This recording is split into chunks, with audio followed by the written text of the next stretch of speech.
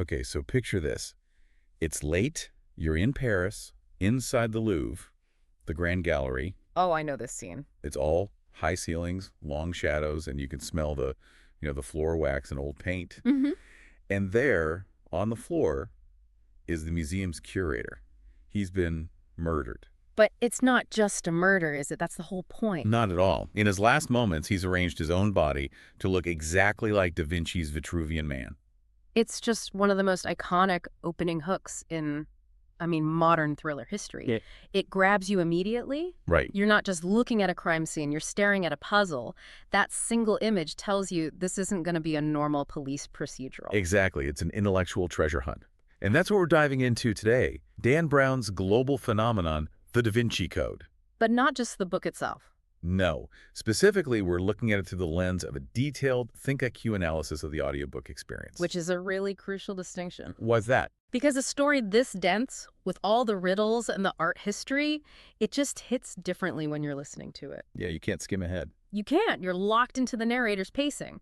And for a book that is basically a non-stop chase, that audio format completely changes the texture of the story. So that's our mission for this deep dive. We're going to try and figure out why this very specific mix of art, religion, and, murder became such a cultural touchstone. And we have to talk about how the audiobook format really elevates that tension. Oh, for sure. And then, of course, we have to get into the controversy, the whole fact versus fiction debate that made this book so famous. Or infamous, depending on your perspective. It wasn't just a bestseller, it was a global debate. It really was. It got people questioning things they'd learned their whole lives. But before we get into all that, let's go back to the body on the floor. The ThinkIQ analysis points out something really interesting about the genre. Right, that it's not just one thing, it's a mix. A total blend.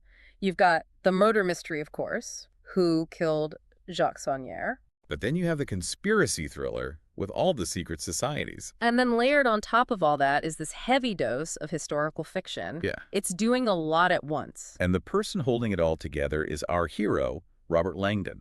The Harvard symbologist. Which, let's be honest, is a job title Dan Brown pretty much invented to make an academic sound like an action hero. But it worked, didn't it? It created this whole new archetype. It really did. Before Langdon, thriller heroes were spies. Your James Bonds or your Jack Ryans. They had guns. And government clearance. Exactly. Langdon shows up in a tweed jacket with a Mickey Mouse watch. Yes. His superpower isn't shooting, it's his eidetic memory and his knowledge of signs and symbols. He's the nerd as the hero. And that's so appealing because the quest here isn't about disarming a bomb. No. It's about interpreting a symbol.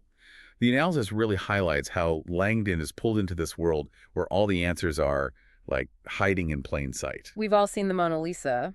Of course. But the book, and Langdon, tells you, no, you haven't really looked at it. Right. It's that idea of the blind spot, that your mind sees what it expects to see. Exactly. And the narrative just peels back that layer of expectation. When Langdon starts decoding the Fibonacci sequence on the floor, the 1, 1, 2, 3, 5, 8, it's not just math, it's a key. And in the audiobook, that moment is so immersive because you're hearing the code break, like in real time. Let's talk about that immersive quality. The audiobook narrator is Paul Michael, and the analysis says he does a lot of the heavy lifting. It's not just a dry reading then. Oh, far from it. Please. He treats it almost like a radio play. You have to remember, the book jumps all over the place. French police, British historians, American academics. A huge cast of characters. And Michael swishes between all these accents seamlessly.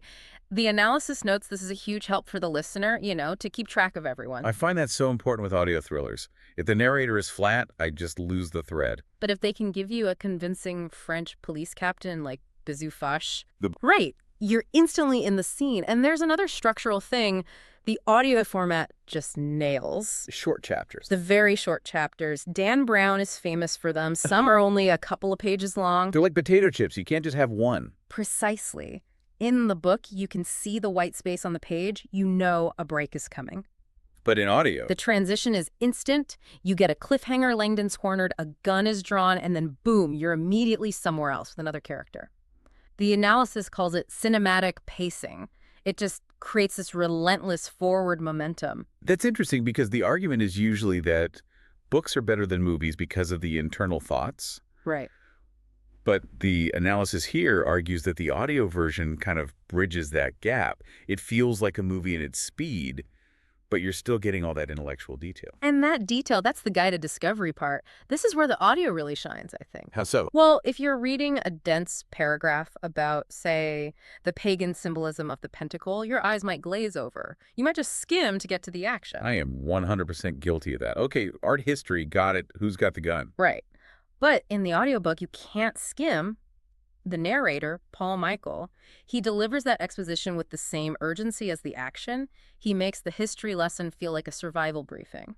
So you're actually paying attention to it. You're hanging on every word because you know that detail about the sacred feminine is going to save Langdon's life in like 5 minutes. It weaponizes the history lesson. Yeah. That's a great way of putting it. Yeah. And speaking of history, we have to talk about the elephant in the room. The massive global theological controversy. The ThinkIQ analysis has a whole warning section about this. Yeah. Because this wasn't just a murder mystery. This was a story that claimed to, well, debunk the very foundations of Christianity. It absolutely did. And Yeah. the real friction comes from the very first page of the book. Yeah. Page titled Facts. It lists real organizations like the Priory of Sun and Opus Dei, and then it claims that all descriptions of artwork, documents, and secret rituals in the novel are accurate. And that's the line he dances right over. By putting that facty page up front, he primed the reader to think the theories in the book were also facts. Exactly. And the central theory is just, it's explosive. The idea that the Holy Grail isn't a cup. No, that it's a person, Mary Magdalene. And that she and Jesus were married and had a child, a bloodline that continues to this day. I remember when this book came out, everyone was suddenly an art historian analyzing the Last Supper. Oh, yeah, looking at that figure to Jesus' right. The one that looks, you have to admit, very feminine. In the book, the character Lee Teabing, who is just brilliantly voiced in the audiobook, by the way, he walks you through the painting. He points out there's no chalice on the table. And he points out the V shape, the symbol of the womb, formed between Jesus and that figure. And when you're hearing this in the audio format, with this authoritative, scholarly British voice telling you, look, the evidence is right there. The church has been lying to you for 2,000 years. It's incredibly persuasive, almost hypnotic. That's the power of the great what if.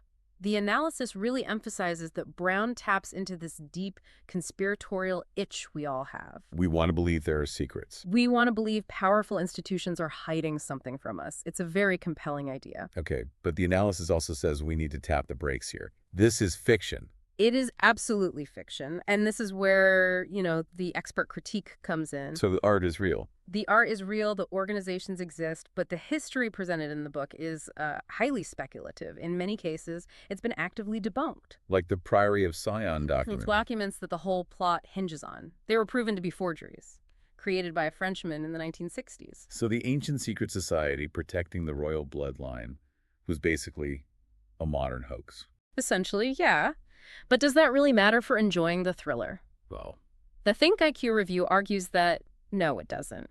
And that, in fact, the controversy is a feature, not a bug. how does that work?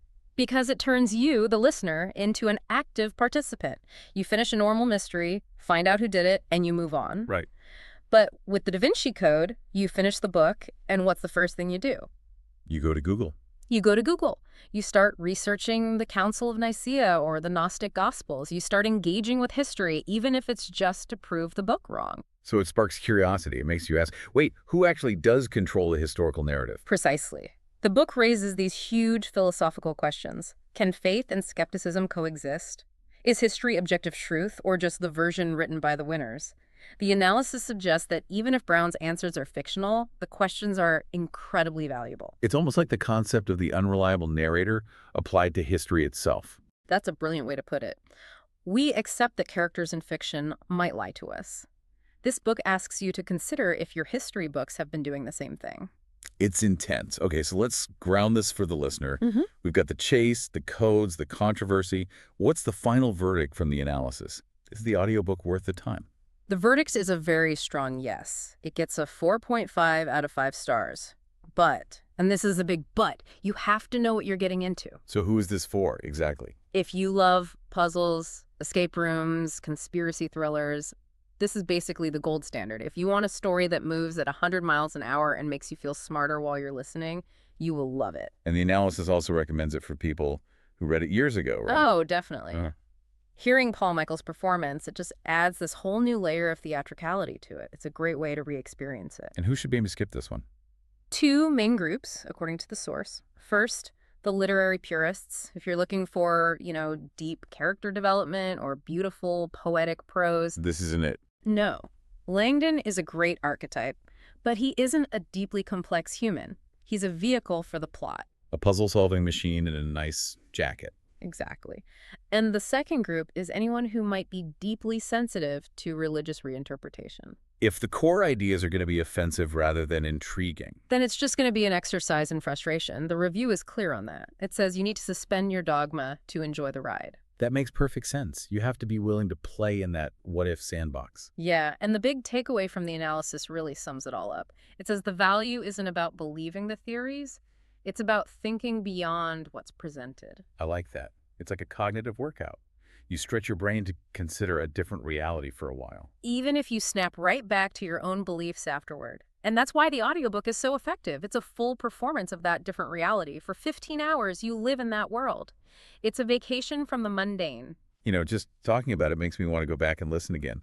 There is something so satisfying about a story where every single loose thread, every number, every symbol, it all fits together in the end. It's elegant, like a perfectly designed machine. Real life is messy. So messy. But the Da Vinci Code is neat in a chaotic way. I think that's the enduring appeal.